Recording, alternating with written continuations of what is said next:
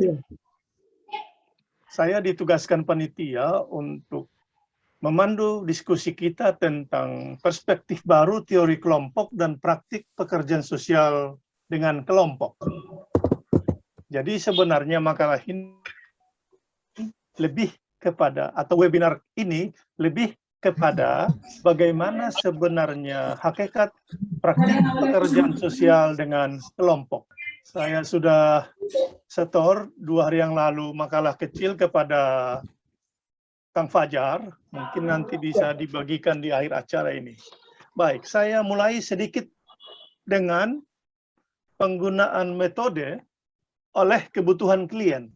Jadi ada orang kebutuhannya yang didekati dengan mikro, ada yang didekati dengan meso atau kelompok, ada yang dengan makro. Apa yang disebut kebutuhan?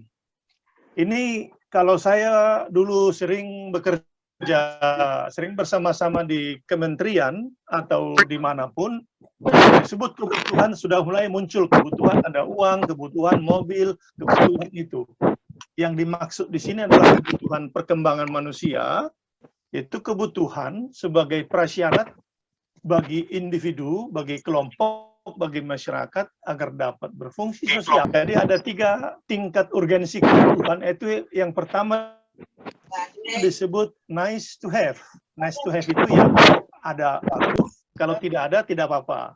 Ada yang disebut should have. Itu sebaiknya ada. Tapi yang terakhir disebut must have.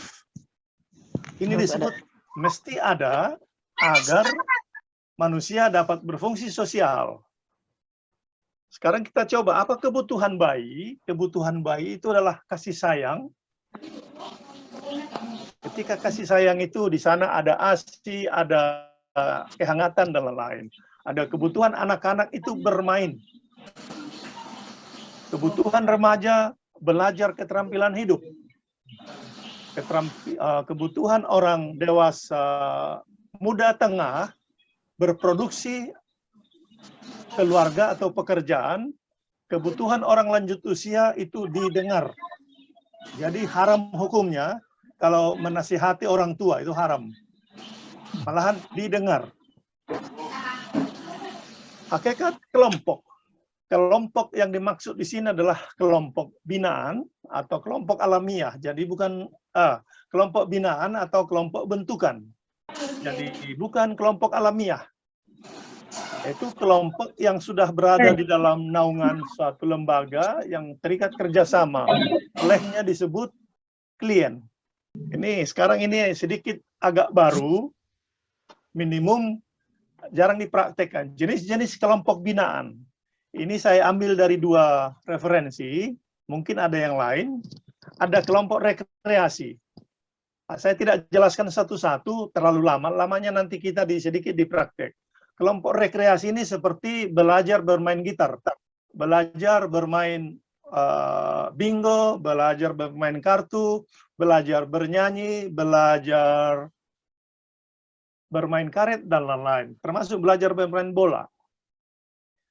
Kelompok keterampilan rekreasi sudah lebih kepada serius. Jadi kalau main catur itu sudah lebih serius, langkahnya seperti apa, bermain gitar sudah lebih jelas. Ada kelompok pendidikan, kelompok pemecahan masalah dan pembuatan keputusan, kelompok pemikir, kelompok tolong-menolong, kelompok sosialisasi, kelompok terapeutik, kelompok pelatihan, sensitivitas, kelompok pendidikan, kelompok pertumbuhan, kelompok kebersamaan, dan kelompok penyembuhan. Nomor 1 sampai 9 diambil dari Sastro, halamannya ada, dan 9 sampai 10 dari Roberts dan Green. Silakan nanti didalami. Sekarang bagaimana praktik pekerjaan sosial dengan kelompok? Ada 3 langkah, tetapi sebenarnya 4. Yang pertama disebut langkah persiapan. Jadi ketika persiapan, pekerja sosial belum bekerja dengan kelompok. Ini masih dalam hal perencanaan prakelompok dan pembentukan kelompok. Ini nanti lihat lampiran pada halaman 1 dan 2.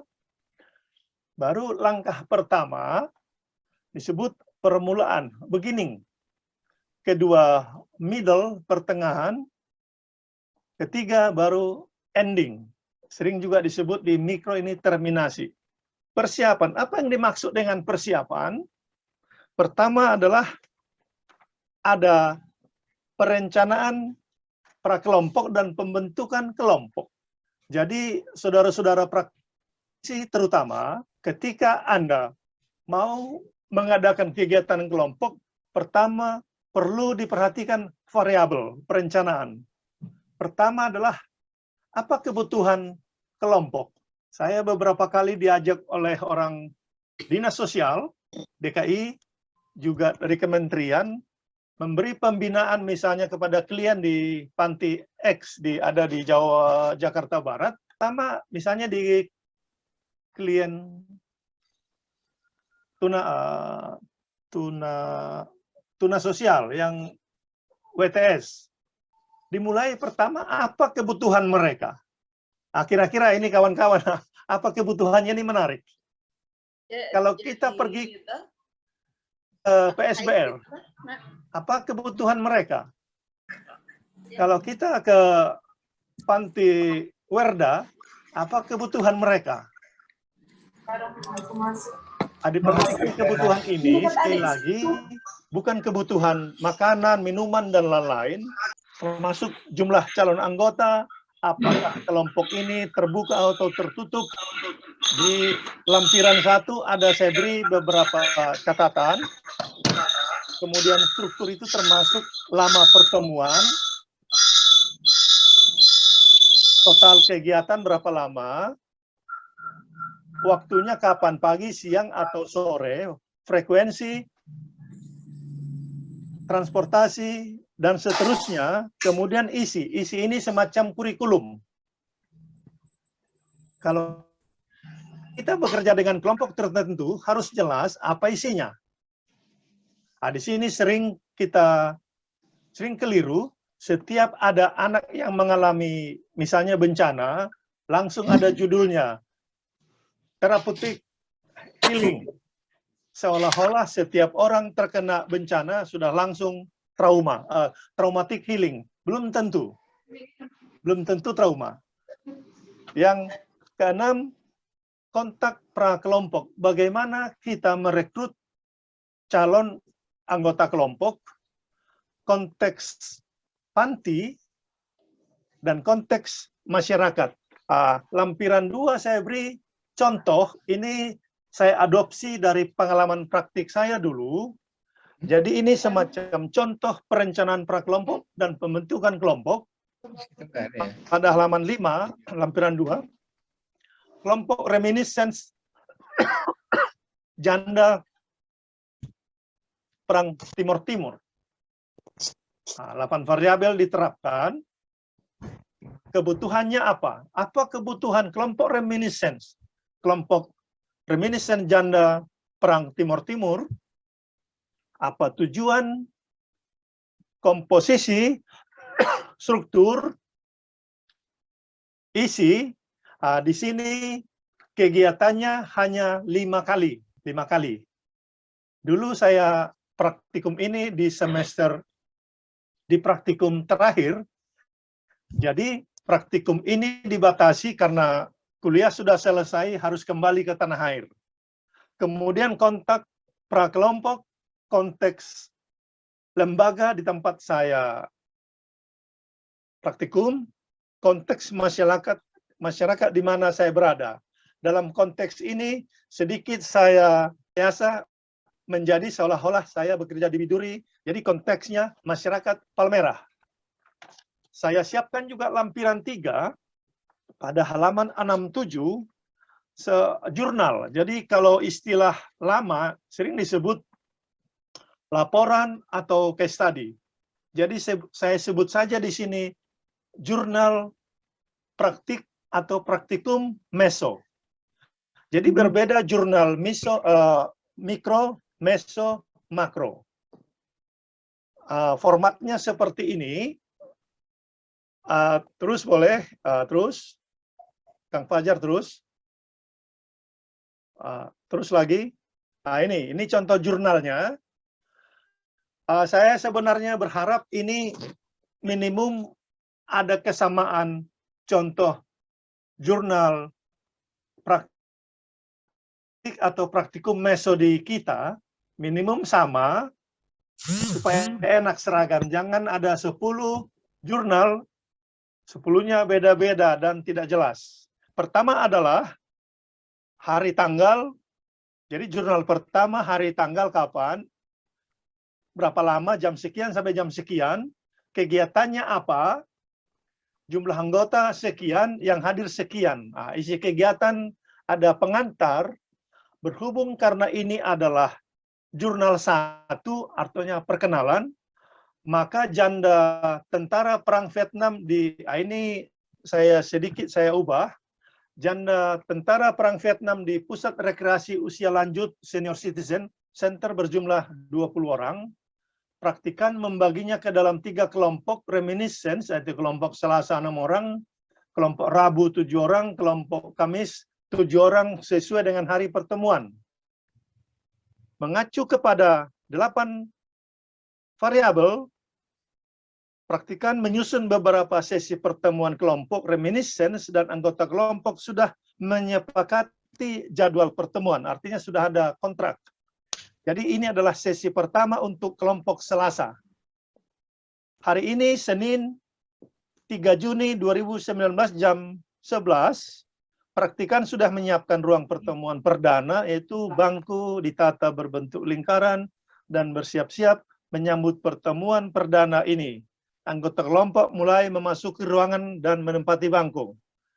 Praktikan menyapa, praktikan menyapu pandangan kepada semua anggota kelompok, memperkenalkan diri. Jadi pertama perlu memperkenalkan diri, di samping tadi menyapu pandangan kepada semua anggota, memperkenalkan diri.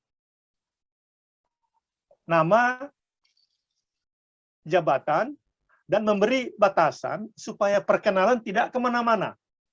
Jadi batasannya itu pertama adalah nama, jabatan, batasan artinya isi sesi, kemudian setiap anggota berhak berbicara sesuai giliran dan anggota lain wajib menyimak. Jadi penting adalah anggota lain bergiliran berbicara, yang lain menyimak. Dan mempersilahkan anggota yang paling kiri praktikan untuk memulai pembicaraan. Jadi sekali lagi isi pembicaraan ini adalah perkenalan, isinya adalah memperkenalkan diri. Baru ada klien pertama Ibu Rose, 76 tahun, Ibu Bianti, 75 tahun, tentu ini sudah disamarkan namanya ini, Ibu Clara, 77 tahun, Ibu Diana, dan seterusnya hingga semua berakhir. Kegiatan berakhir jam 12, praktikan mengakhiri kegiatan, mengucapkan terima kasih, dan mengharapkan berjumpa lagi minggu depan. Kesimpulannya, semua anggota mengenal dan berjumpa pertama kali dengan calon suaminya pada masa remaja, dan calon suaminya juga masih remaja. Pada umumnya anggota kagum atas penampilan suaminya. Perjumpaan itu berlanjut ke perjumpaan berikutnya hingga kedua belah pihak menyatakan diri berpacaran pada perjumpaan kesekian kali. Kesan umum sangat akrab, terbuka, semua anggota bersemangat bercerita. Rencana selanjutnya, isi kegiatan pada sesi kedua minggu depan adalah kapan mulai pacaran, berapa lama pacaran, dan bagaimana dinamika pacaran itu. Rekan-rekan saya, para praktisi, saya di belakang ada referensi, sekiranya ini mau didalami. Saya kira ini Kang Fajar, kita lebih kepada tanya jawab. Kalau sekiranya ada yang mau ditanya jawab, ada yang dikomentari, silakan. Terima kasih Pak Yudha Damanik yang telah menyampaikan informasi paparan pengantar untuk diskusi. Ya, ya. Namun sebelum ke diskusi, barangkali ini ada yang perlu disampaikan oleh Pak Catur terlebih dahulu.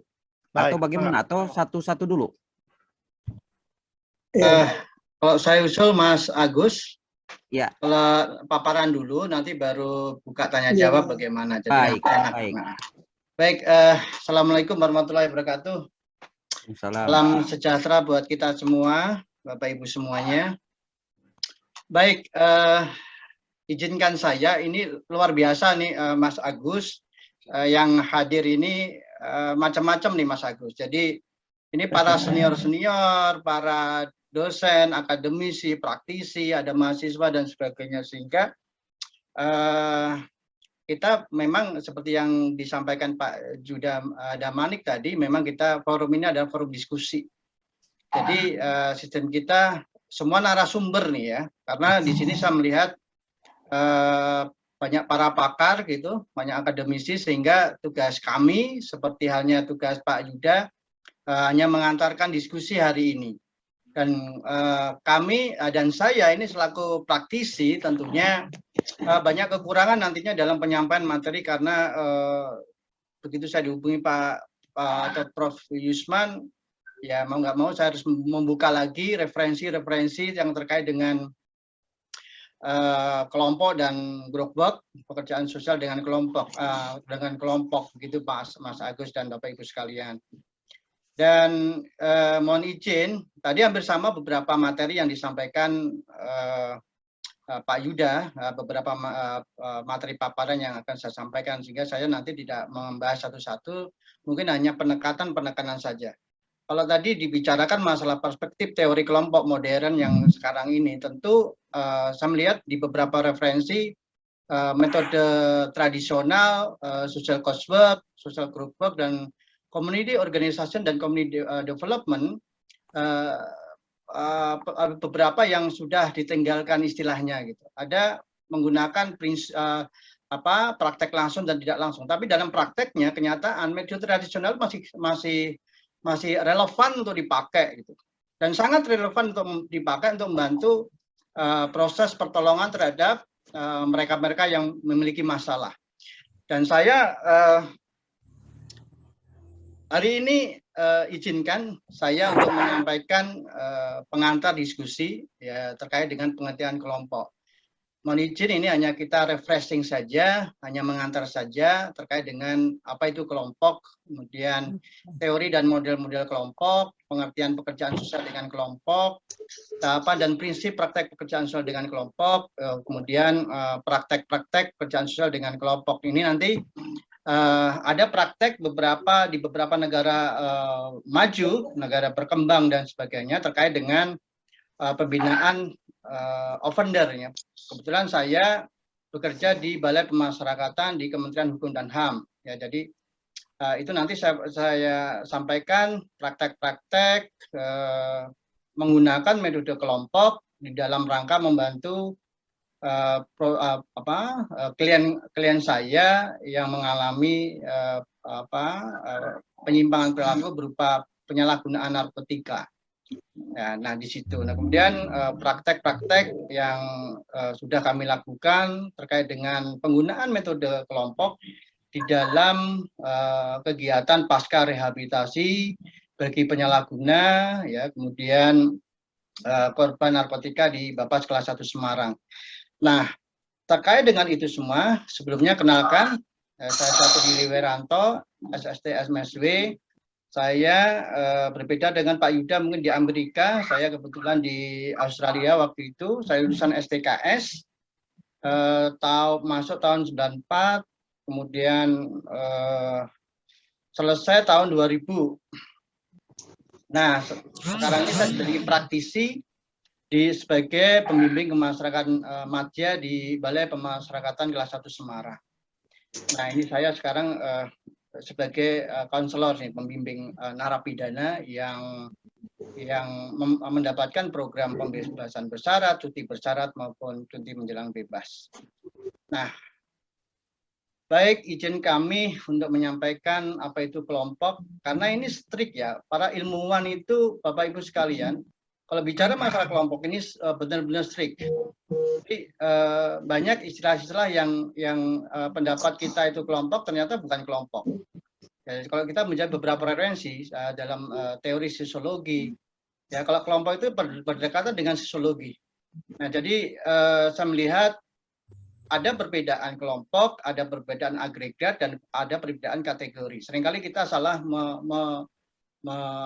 menyampaikan istilah-istilah seperti ini gitu di dalam pergaulan sehari-hari. Nah, baik, kalau saya melihat dari seorang ini Ian Robertson, dia mengartikan kelompok sebagai kumpulan orang yang berinteraksi bersama dalam cara yang teratur berdasarkan harapan bersama tentang perilaku satu sama lain. Jadi penekanannya di interaksi. Seperti Kurt Lewin ya, pengetahuan saya bahwa inti dari kelompok itu sebetulnya bukan besarannya atau perbedaan persamaan, tapi inti dari kelompok adalah interaksi dan saling mempengaruhi. Nah, kemudian dia punya perasaan yang memiliki antara satu dan yang lainnya. Anggota bisa membedakan dari bukan anggota dan mengharapkan jenis perilaku tertentu dari satu sama lain. Jadi setiap anggota kelompok itu mengharapkan peran yang bisa diberikan oleh anggota lain terhadap setiap anggota, sehingga setiap anggota bisa belajar dari anggota yang lain. Nah, kemudian agregat. Nah, ini kumpulan orang yang kebetulan berada di tempat yang sama pada waktu yang sama, seperti penumpang di bus atau di kerumunan di jalan. Nah, ini kita Mai tidak tidur kah siang? Kemudian orang-orang agregat ini tidak berinteraksi secara signifikan dan tidak di antara orang-orang yang bertemu tadi gitu, yang di bus atau di jalan dan sebagainya. Nah, selanjutnya saya akan lebih mendalam perbedaan kelompok dan agregat. Nah, kalau kelompok memiliki bentuk organisasi yang definitif dan anggotanya berhubungan satu sama lain, sedangkan agregat tidak memiliki struktur tertentu. Nah, kemudian kelompok bersifat dinamis, sedangkan agregat itu relatif pasif. Ya, kalau misalnya di bus kemudian dia aktif, nanti orang mengira ini sok kenal nih ya, begitu. Nah, kemudian anggota-anggota kelompok saling menyadari keberadaan satu sama lain, sedangkan agregat, orang-orang di dalam agregat seringkali melupakan orang di sekitarnya karena memang spontan ketemunya gitu. Nah, kemudian kalau di kelompok terdapat perasaan sebagai kelompok, nah ini yang perbedaan mendasar ini antara kelompok dan agregat, yaitu kalau agregat tidak ada perasaan sebagai anggota kelompok. Nah, kemudian ada perbedaan lagi istilah kategori. Nah, merupakan sejumlah orang yang mungkin belum pernah bertemu satu sama lain, tetapi memiliki karakteristik yang sama, seperti usia, ras, etnis, atau jenis kelamin. Nah, seringkali kita mengucapkan bahwa ini kelompok lansia. Nah, kalau dalam konteks ini tentunya ini bukan kelompok, tapi kategori gitu ya, kategori lansia, kategori anak-anak gitu, kategori dewasa dan sebagainya. Nah, ini yang banyak kita temui di beberapa pergaulan sehari-hari. Nah, ini karena ini strict, perlu kita sampaikan kalau kita bicara kelompok maka harus dibedakan dengan agregat dan kategori.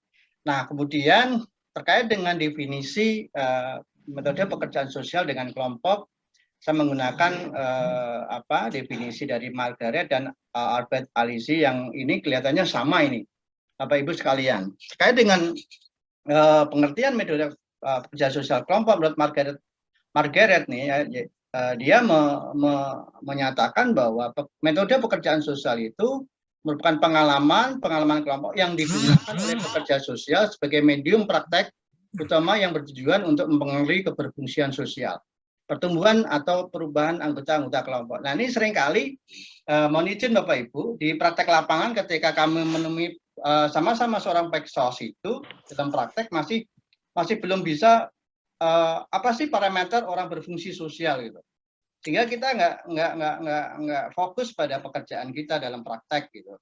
Nah, tentu kita akan merujuk para ahli. Kenapa orang dikatakan fungsi sosial? Karena banyak sekali klien kami itu yang memang tidak berfungsi sosial. Ada ciri-ciri mereka itu, narapidana contohnya yang kami hadapi setiap hari ini.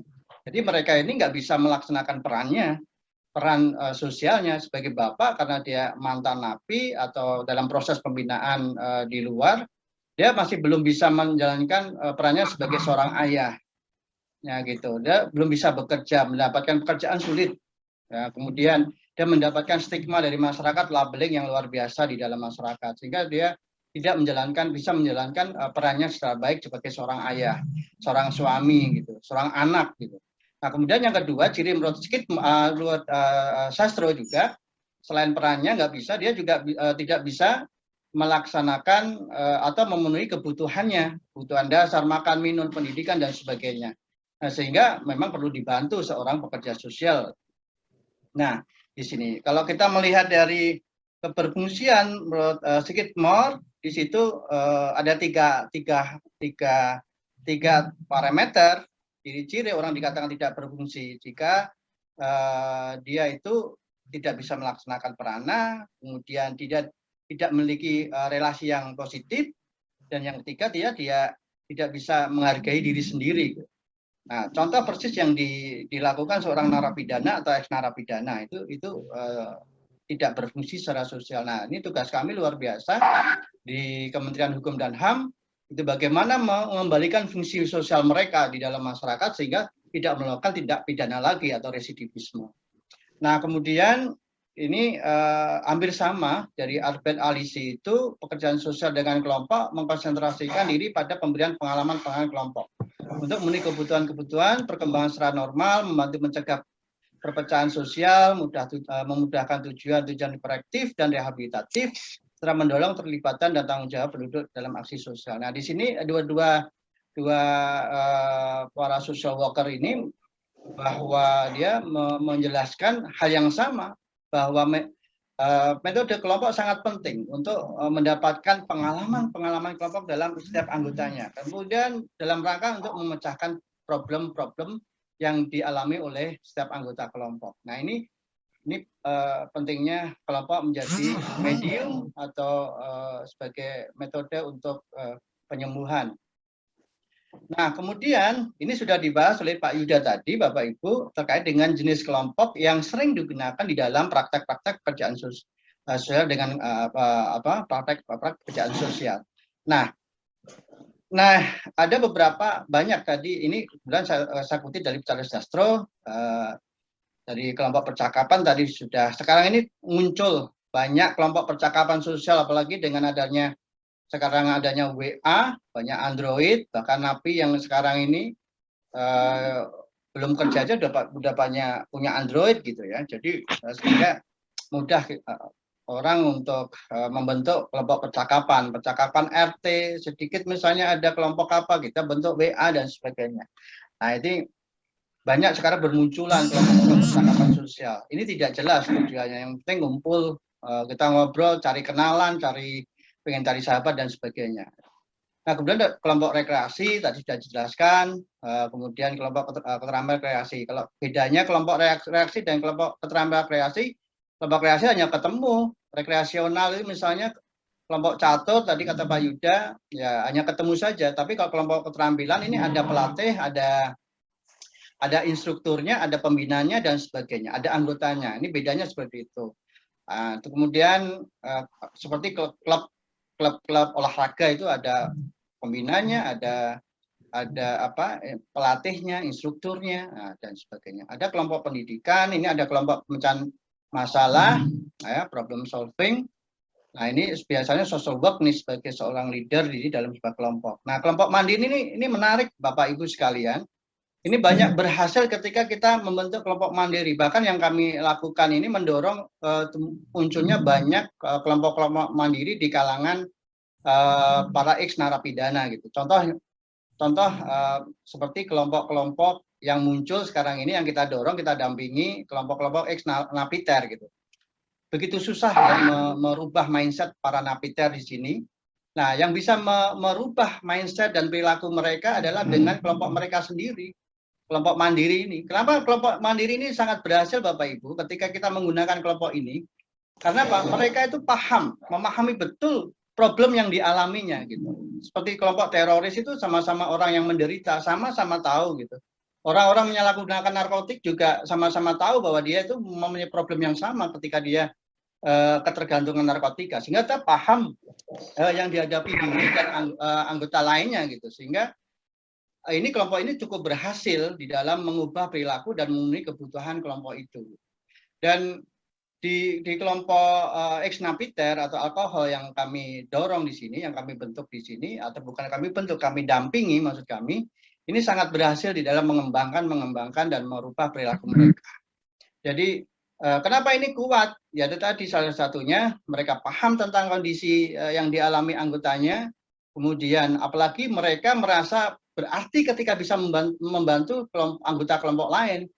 Ini juga sesuai dengan prinsip namanya prinsip menolong gitu, prinsip penolong. Namanya prinsip penolong. Di sini ketika dia bisa membantu anggotanya, maka ada rasa bangga, ada rasa senang Bapak Ibu, ada rasa punya arti gitu loh. Dan selama ini kalau orang ex narapidana kan dianggap penyakit masyarakat, patologi sosial, kemudian orang kriminal nggak bisa. Nah, dia bisa menunjukkan bahwa dia tuh punya arti bagi lingkungannya.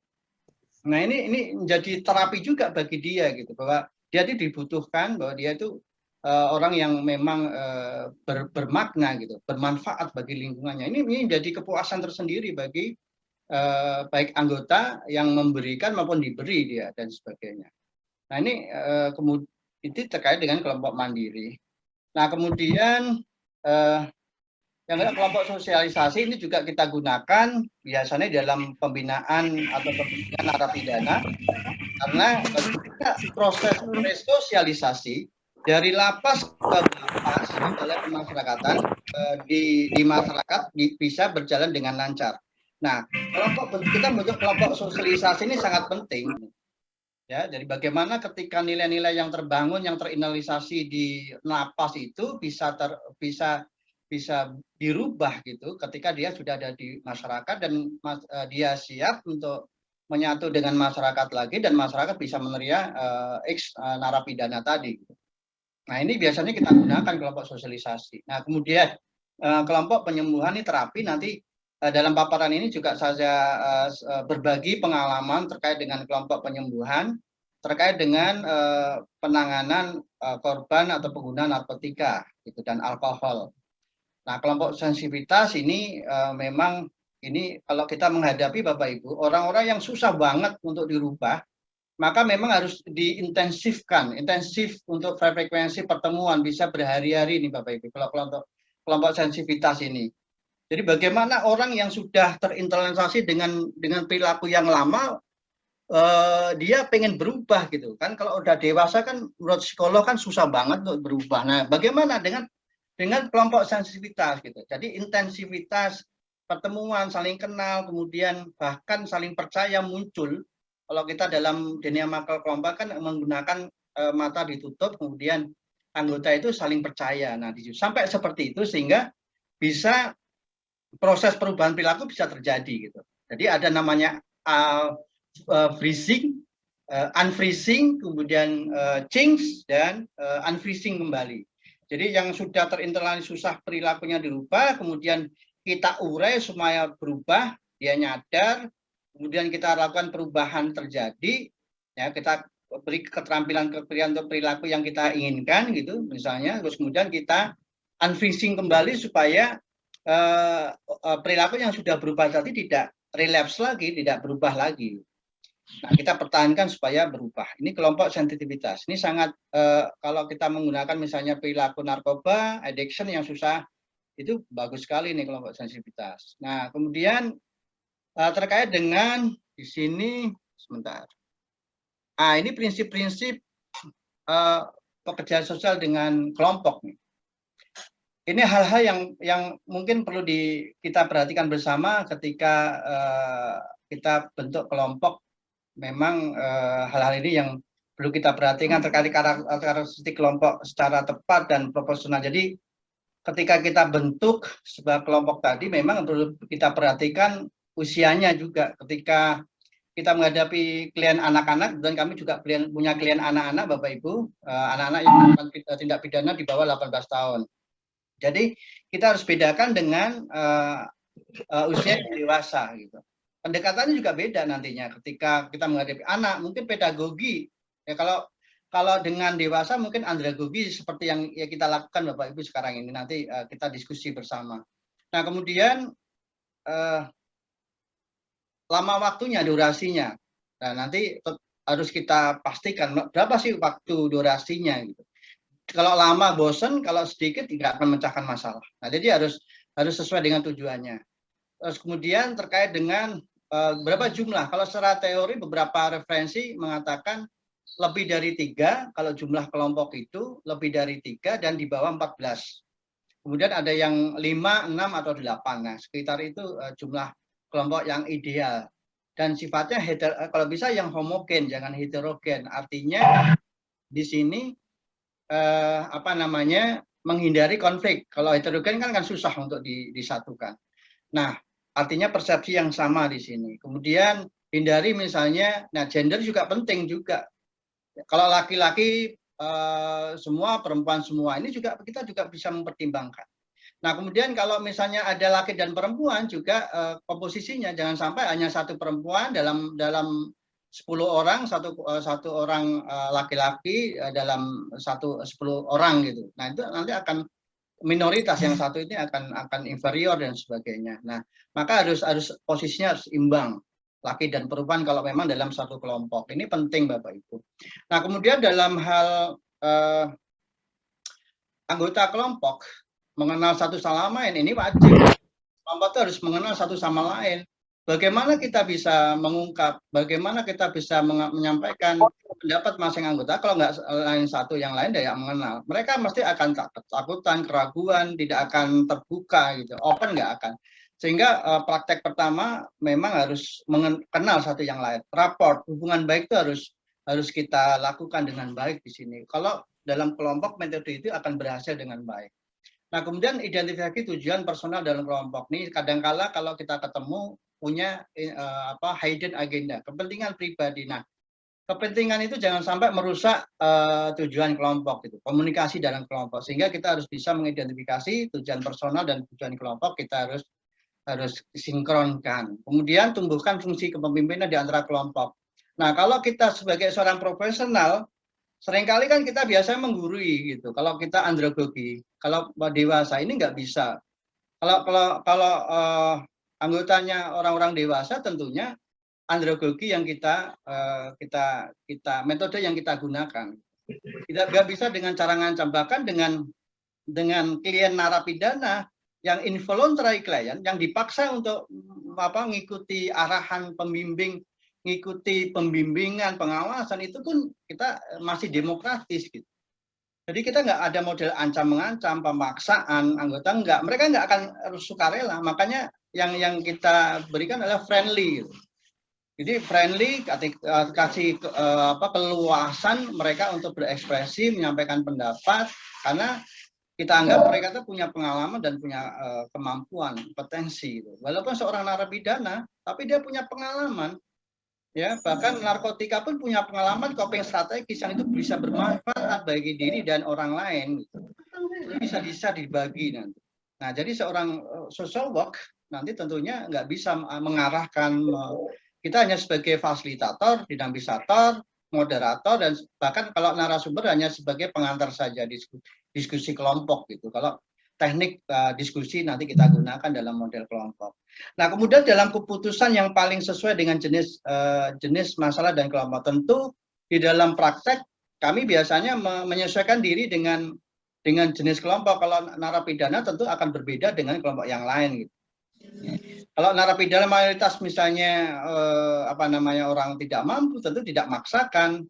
Misalnya iuran seperti kelompok-kelompok yang lain yang mampu, misalnya koruptor nih ya, korupsi, narapidana korupsi, punya kelompok yang punya duit tentu akan berbeda gitu. Kalau kita menghadapi kelompok-kelompok yang narapidana dengan tingkat ekonomi yang miskin. Nah, pemahaman tentang perbedaan konflik pasti terjadi dalam kelompok. Nah, kita harus bisa cermat ya, Bapak Ibu, kalau pengalaman saya ya kita harus cermati di situ. Seringkali banyak sekali yang sangat dominan, saling menyerang atau menyudutkan itu sering, sehingga kita bisa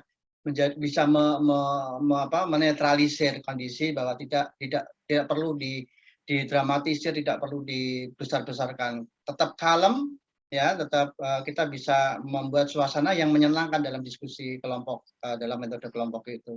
Anggota yang bersikap destruktif nih kadang juga kita pakai game-game ya, yang bisa meningkatkan kerjasama ya, itu nanti juga bisa. Kalau kita mau pakai role playing tekniknya, kemudian tumbuhkan suasana kerjasama ini juga penting. Ciptakan suasana komunikasi yang terbuka, jujur. Nah, harus jujur dalam anggota. Kalau enggak, ada beberapa pengalaman saya, orang masih malu ternyata dia orangnya introvert, sehingga saya pisahkan dalam kelompok, sehingga dia kita lakukan melalui individual counseling. Nah, ini nggak bisa ya, harus terbuka, harus jujur. Kalau seperti individual counseling juga harus bisa menyampaikan, mengungkapkan problemnya. Kalau kita bisa membantu, kalau nggak bisa jujur, itu akan sulit kita bisa membantu.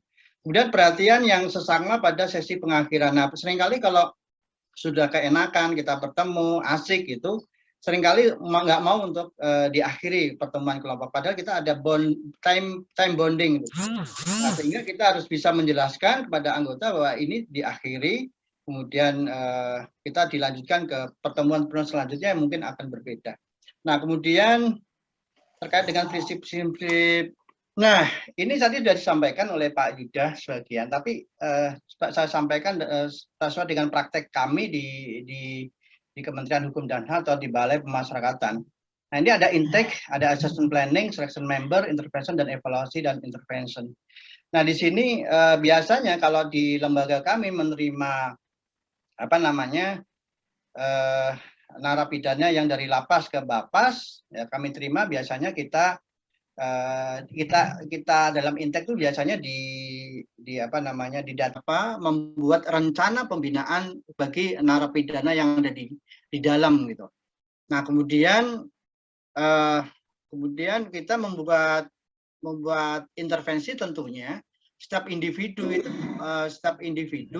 punya problem yang berbeda, dan setiap kelompok juga punya problem yang berbeda gitu.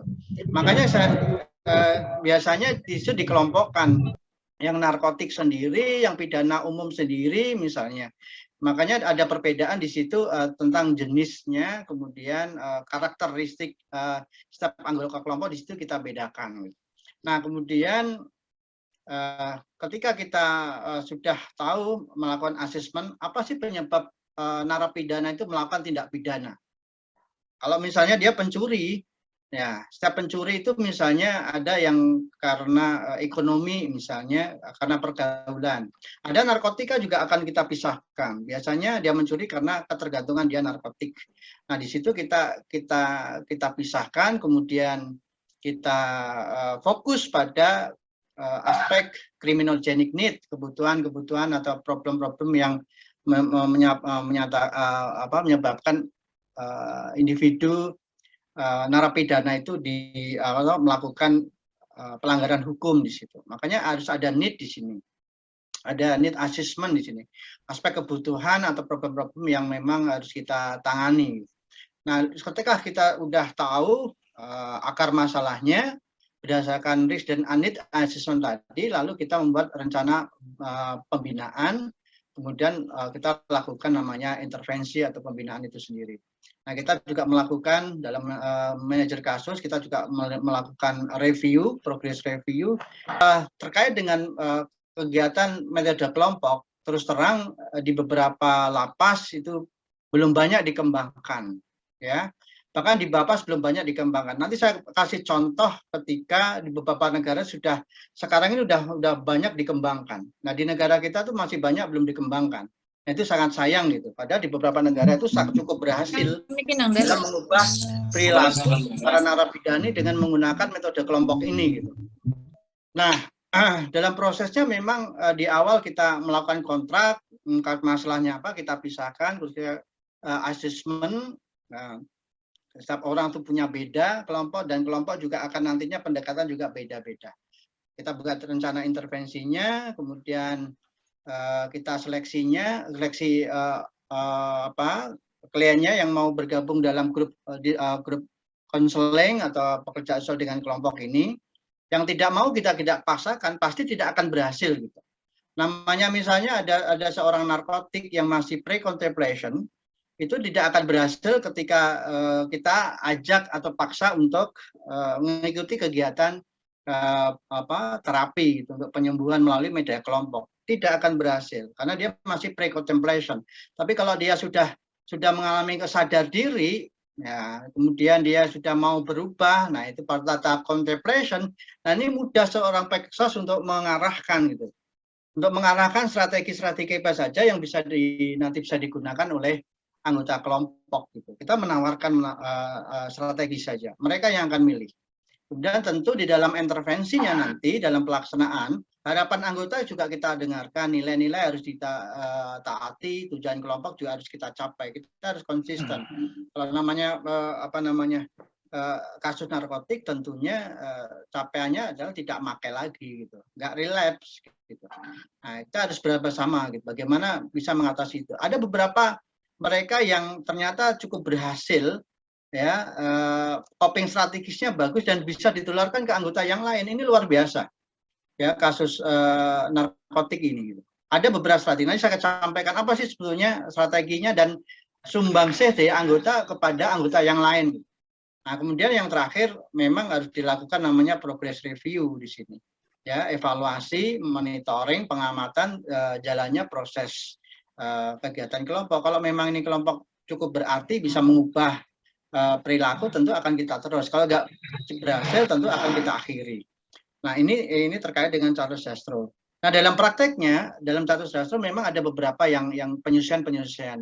Yang di sini di kami di asesmen nomor 2, kalau di kami prakteknya nomor 3 di sini. Intake, selection member, assessment, intervention, dan evaluasi dan terminasi. Nanti dalam prakteknya coba kita tunjukkan di sini. Nah, Bapak Ibu sekalian, terkait dengan ini ada beberapa praktek pekerjaan sosial dengan kelompok yang sekarang ini dipakai di beberapa negara modern gitu. Dalam penyembuhan orang-orang yang punya agresivitas ya, dengan anger manajemennya, dengan victim awareness-nya gitu. Ini pakai menggunakan metode kelompok yang digunakan. Dan saya pernah praktek waktu di Port Adelaide Community Correction Center itu ya di Australia sana. Saya praktek 8 bulan saya di sana menggunakan metode ini dan cukup efektif juga. Kita coba metode ini kita gunakan dalam praktek di lembaga correctional services. Ini di Indonesia belum diterapkan. Sebenarnya kami ada modulnya, ada konsepnya yang jelas, cuma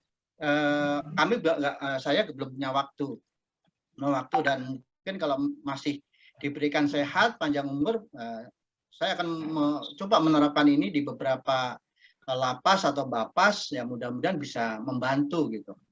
Nah, ternyata metode kelompok masih banyak digunakan di praktek beberapa negara untuk dalam proses perubahan perilaku narapidana, terutama mereka-mereka yang mengalami penyalahgunaan narkotik atau alkohol. Nah, di samping agresivitas juga ada beberapa metode cognitive behavior yang digunakan itu untuk mengubah perilaku pada narapidana itu tadi. Nah, ini saya kasih contoh ya kelompok penyembuhan terapi grup di lembaga correctional services. Nah, di sini di beberapa negara banyak digunakan dan dikembangkan dan metode kelompok menjadi sarannya gitu. Karena cukup efisien daripada individu konseling. Kapan selesainya gitu. Padahal begitu banyak narapidana yang harus dirubah perilakunya, dibantu untuk bisa normal, tidak residif, tidak relapse gitu. Nah, sehingga grup ini cukup efektif. Daripada misalnya penyuluhan nggak efektif, menggunakan metode penyuluhan sosial maksud saya. Sosial penyuluhan nggak akan efektif. Nah, grup ternyata lumayan banyak. Kalau misalnya kita menggunakan community organization development, lama juga gitu. Nah, grup ini sangat efektif di dalam mengubah perilaku para narapidana di sini yang nantinya mencegah mereka dari residivisme. Nah, program ini dinamakan terapi alkohol dan narkoba. Program ini dirancang untuk memberikan kesempatan bagi pelanggar hukum untuk berpartisipasi dalam diskusi dan kerja kelompok atau grup work terapeutik mengenai alkohol yang saat ini dia rasakan, mengenai obat yang saat ini yang dia rasakan gitu, yang dia masih alami sekarang ini. Nah, kemudian program ini mengakui kekuatan efektif dari kelompok ya digunakan untuk mempengaruhi mengubah perilaku dari seorang individu ini. Ini masih relevan pendapatnya Schulman dan Gitterman dalam metode yang digunakan untuk mengubah perilaku dalam seseorang dalam sebuah kelompok. Nah, kemudian hasil yang dicapai, seorang pekerja sosial mengharapkan kita menggunakan metode ini si klien atau para offender di sini mendapatkan pengalaman berada dalam lingkungan yang mendukung, yaitu dan secara terbuka mendiskusikan pengalaman pribadi dalam penggunaan alkohol dan penggunaan narkoba. Nah, ini targetnya, outcome-nya yang akan kita capai nantinya. Kemudian dapat meningkatkan kesadaran mengenai dampak dan konsekuensi pribadi dan sosial dari alkohol dan penggunaan narkoba di sini. Dampaknya bagaimana, konsekuensinya bagaimana. Kemudian dapat meningkatkan motivasi dan mengurangi bahaya bagi diri sendiri dan orang lain. Kemudian dapat meningkatkan motivasi untuk mengurangi bahaya bagi diri dan orang lain. Selanjutnya, memperoleh sumber daya, keterampilan, dan strategi yang lebih besar untuk digunakan sebagai alat untuk mengurangi penggunaan secara pribadi, baik alkohol maupun narkoba. Nah, ini bisa nanti contohnya banyak sekali. Nah, dapat belajar mengatasi kekambuhan tanpa putus asa. Ada support system di sini melalui metode kelompok. Nah, kemudian dapat mengambil beberapa langkah praktis untuk mengurangi bahaya bagi baik diri sendiri maupun orang lain. Ini kita cari tips-tips bagaimana menghadapi atau bagaimana kalau orang mengalami PAWS, post acute withdrawal syndrome. Seorang narkotika biasa mengalami kayak menstruasi ini, aja kekambuhan ada di situ. Nah, bagaimana kita memberikan tips melalui kelompok? Setiap anggota itu punya pengalaman yang bisa digunakan oleh anggota yang lain ternyata. Ini bagus sekali. Nah, kemudian kelompok sasaran dalam program ini jadi untuk siapa saja yang memiliki riwayat pelanggaran alkohol dan narkoba. Kemudian narapidana selaku pengguna, pecandu, dan korban narkotika yang sedang melaksanakan program interaksi sosial seperti pembebasan bersyarat, cuti bersyarat, dan cuti menjelang bebas. Nah, program ini tidak diperuntukkan bagi orang dengan kekurangan definitif atau cacat mental ya, mengalami mental disorder dan sebagainya. Nah, ini tidak ranahnya psikolog atau psikiater di sini. Orang yang sangat menentang kehadiran program. Nah, ini kita nggak bisa orang yang masih pre-contemplation, masih make, misalnya belum sadar dirinya itu punya problem ketergantungan, itu kita paksakan itu hadir di session group work ini nggak akan efektif. Maka yang bersedia saja yang sudah mengalami contemplation, sadar dan dia ingin keluar dari ke-addiction-nya. Nah, kedua, ketiga, orang dengan gangguan kepribadian atau psikiatri yang mungkin mengganggu proses kelompok.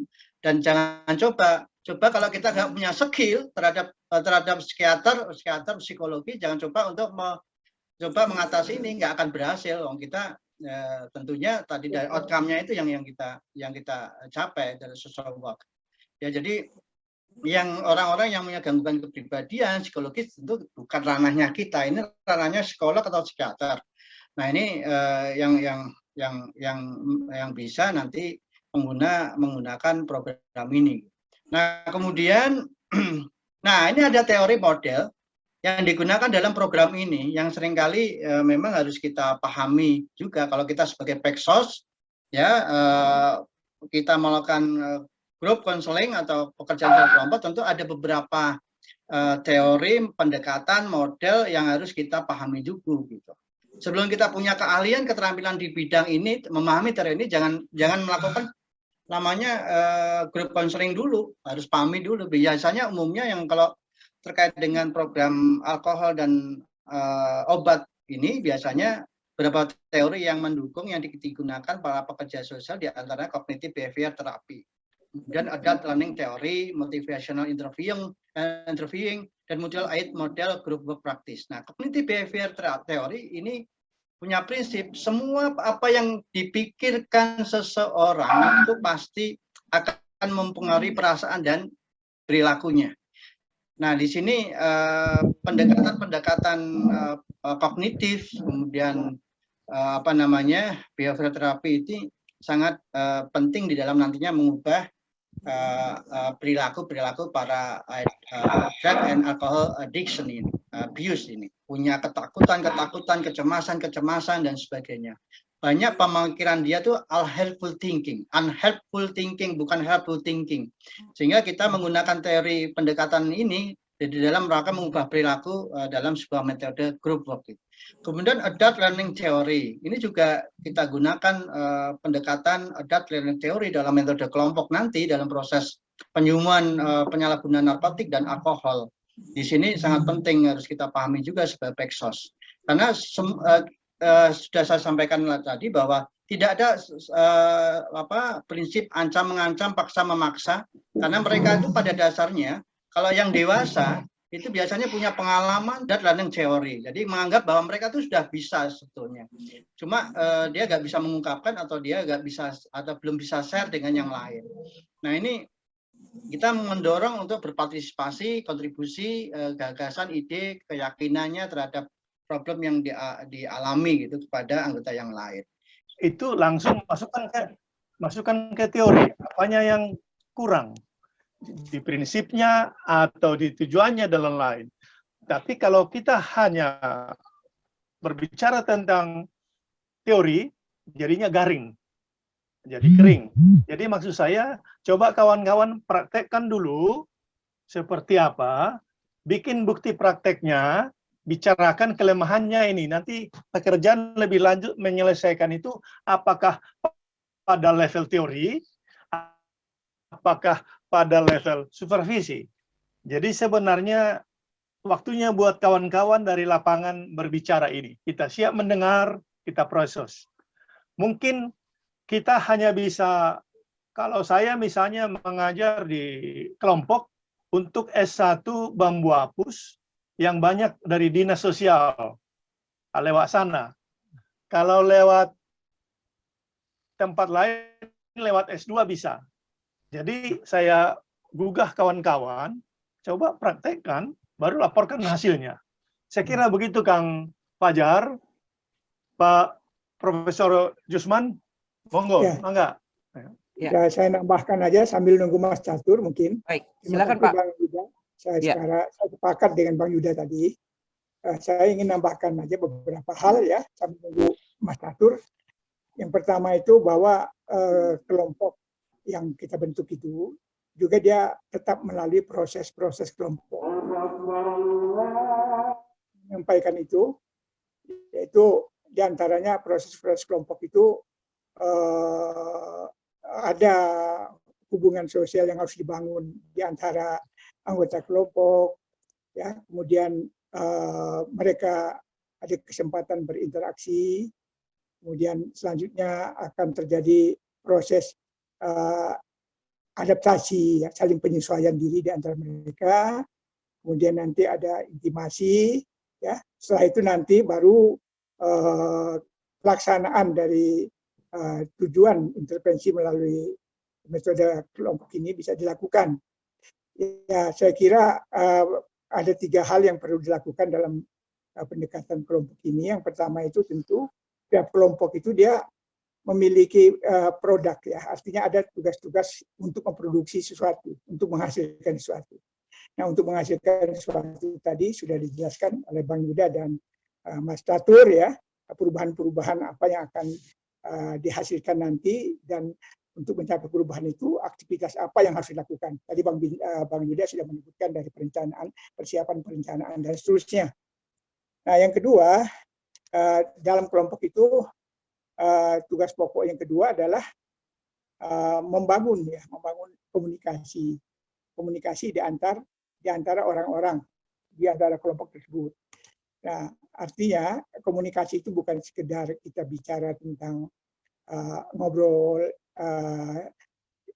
tertentu atau ngobrol yang bersifat umum, tapi komunikasi itu adalah untuk menumbuhkan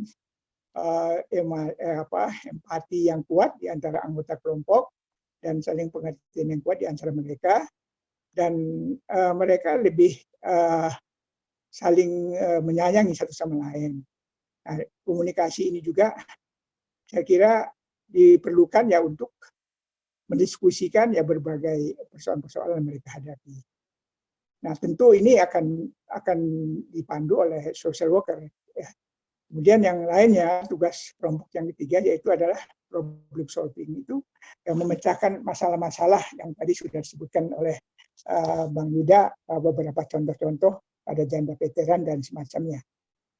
Nah, ini yang perlu kita lakukan. Nah, kemudian kelompok itu tentu suka dan tidak suka, kalau dia berkembang itu akan mengalami satu disintegrasi, ya, baik disengaja atau tidak, atau ada intervensi pihak lain, ya. Tadi beberapa contoh dari Kang Catur tadi sudah disebutkan itu. Nah, karena itu mesti ada pola-pola pemeliharaan untuk mencegah terjadinya berbagai macam disintegrasi tadi itu. Nah, saya hanya menambahkan itu proses kelompok yang mesti dibangun oleh social worker. Nah, yang kedua yaitu bagaimana social worker itu memperkuat, ya, kelompok. Kita tahu tadi sudah disebutkan oleh Bang Yuda, kelompok itu kan dibentuk untuk berbagai tujuan. Ada tujuan terapi, ada tujuan sosialisasi, ada tujuan sensitivitas, ya, dan ada tujuan-tujuan yang lainnya. Nah, jadi yang kita perlukan adalah kelompok-kelompok yang kita bikin itu agar mencapai tujuannya, maka persoalan penting sekali adalah bagaimana agar kelompok itu menjadi efektif, fungsional. Nah, tentu secara umum teori-teori kelompok sebagaimana disampaikan oleh Mas Catur tadi itu umumnya social worker itu para mengambil teori-teori psikologi sosial dan teori-teori sosiologi. Nah, pada intinya kalau kita ingin menggambarkan itu, misalnya Cartwright menggambarkan satu kelompok yang efektif itu akan ditentukan oleh sejumlah variabel. Variabel yang pertama adalah variabel kohesivitas kelompok. Jadi kohesivitas kelompok itu harus ada. Ya, ibaratkan kohesivitas kelompok itu seperti tanah lempung yang dilempar ke atas tidak pecah. Yang kedua yaitu kelompok efektif itu jika kelompok itu dapat melaksanakan tugas-tugas kelompok. Ya, tadi sudah saya sebutkan tugas-tugas production, task, ya, kemudian tugas-tugas communication, ya, dan tugas-tugas problem solving. Nah, kemudian yang ketiga yaitu yang disebut dengan suasana dan iklim kelompok. Suasana dan iklim kelompok yang dekat, yang akrab, yang saling menyenangkan itu akan memperkuat kelompok. Kemudian yang berikutnya lagi adalah pemeliharaan kelompok. Artinya kelompok itu harus dipelihara karena kelompok itu jika tidak dipelihara tentu kelompok itu akan mengalami rentan dengan perpecahan. Nah, selanjutnya dalam kelompok juga harus dihindarkan terjadinya hidden agenda, yaitu maksud-maksud tersembunyi yang menggunakan kelompok untuk tujuan-tujuan selain penyembuhan atau selain untuk mencapai tujuan yang diharapkan. Nah, hal lainnya yang berkaitan dengan itu, kelompok yang efektif juga akan ditentukan oleh struktur kelompok, ya, dan juga ditentukan oleh berbagai tekanan-tekanan. Tekanan-tekanan kelompok itu seperti batu bata, kiri kanan atas bawah saling menekan, maka akan kuat. Artinya kelompok harus membuka diri untuk menerima perbedaan, untuk menerima berbagai pandangan yang berbeda dan seterusnya. Nah, itu dari Cartwright semacam itu. Kemudian dari Loomis dia mengatakan kelompok yang efektif itu yaitu pertama kelompok itu harus punya keyakinan, ya, harus punya keyakinan yang kuat di antara anggota kelompoknya. Nah, yaitu punya pengetahuan yang luas bahwa kelompok itu memang sesuatu yang penting, berguna, dan bermanfaat untuk melakukan sesuatu. Nah, yang kedua, dia menyatakan sentimen, unsur sentimen. Sentimen itu mungkin sama dengan kohesivitas kelompok. Ya, jadi sentimen. Kemudian yang ketiga yaitu peranan status, artinya satu kelompok yang kuat itu kalau dia memiliki peranan status, artinya keanggotaan dari anggota ini, keanggotaan kelompok itu dikenal, ya, artinya ada kejelasan tentang status dan peranan mereka. Jadi ini akan memungkinkan kelompok itu efektif. Kemudian juga tentu harus ada power. Power ini tentu diharapkan ya dimiliki oleh social worker berupa pengetahuan, kecakapan, keramahan yang mungkin ya, kemudian juga kebijakan dan lain semacamnya. Nah, kemudian juga kelompok yang efektif itu tentu harus punya fasilitas ya. Fasilitas kalau saya baca itu saya baca maaf kalah Mas Catur itu di LP Bapas itu rasanya fasilitasnya lumayan itu untuk grup untuk besok ya, dibandingkan saya nggak tahu yang ada di Kementerian Sosial juga ya. Jadi mereka rupanya sudah memiliki fasilitas yang cukup lah untuk itu. Kemudian yang lainnya tentu ada juga pemikiran-pemikiran misalnya dari Hemphill, dia mengatakan bahwa kelompok yang efektif itu akan dipengaruhi oleh beberapa cara. Yang pertama kelenturan, fleksibilitas kelompok. Nah, yang kedua ada otonomi. Kelompok itu relatif otonomi. Tadi Mas Catur menganggap penting otonomi itu karena kalau orang nggak suka ya jangan masuk, kira-kira seperti itu. Kemudian yang berikutnya kelompok itu harus menghindarkan terjadinya polarisasi yang kuat, ya, yang tentunya bersifat negatif. Nah, tentu didukung dengan peran atau partisipasi yang cukup aktif dari anggota kelompok. Kemudian yang lainnya itu adalah kekentalan ya, kemudian merasa kenyamanan ya, kemudian yang lainnya adalah yang berkaitan dengan satu bentuk pengakuan akan kehadiran dirinya.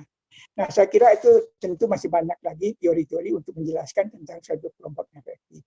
Nah, saya ingin menggambarkan sedikit saja Bang Yuda, salah satu persoalan penting dalam praktek pekerjaan sosial dengan kelompok maupun dengan yang lain itu adalah tentang komunikasi dalam pekerjaan sosial.